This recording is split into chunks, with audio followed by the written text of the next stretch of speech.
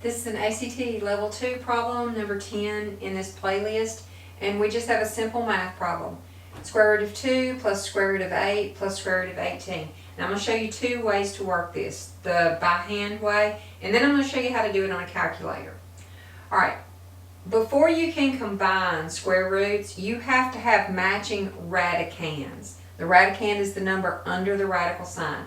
These don't match. But before you can just say, I can't add that, that's simplest form, you have to be sure that the radical is in lowest terms. Alright, this one is square root of 2. There is not a perfect square that will go into 2, and that's your determining factor. If there is still a perfect square factor of the radicand, it's not in simplest form. So this will stay the same. Now 8, however, has a perfect square factor. You can multiply, you can write that as 4 times 2.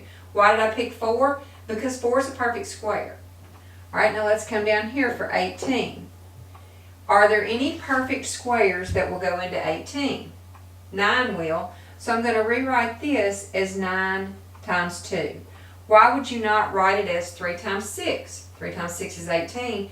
Because 3 and 6, neither one of those is a perfect square. You're only interested in factors that are a perfect square. So let's simplify this out. Square root of 2 is going to stay just like it is.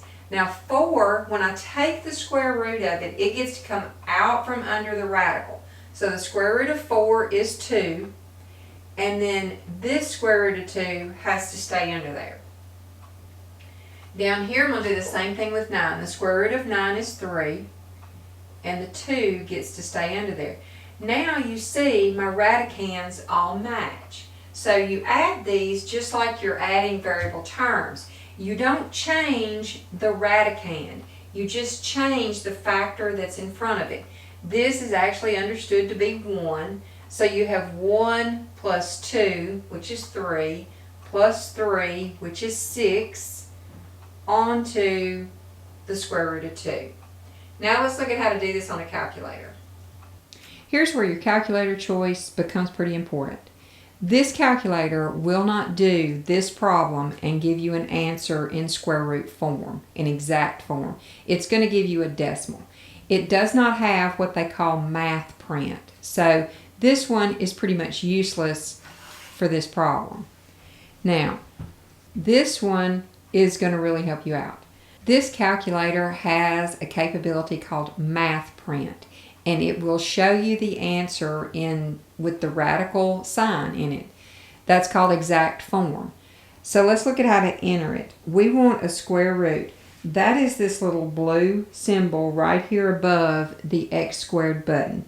Now to access that, you're going to press the second and then that button, and then we'll put 2. Right, go over plus.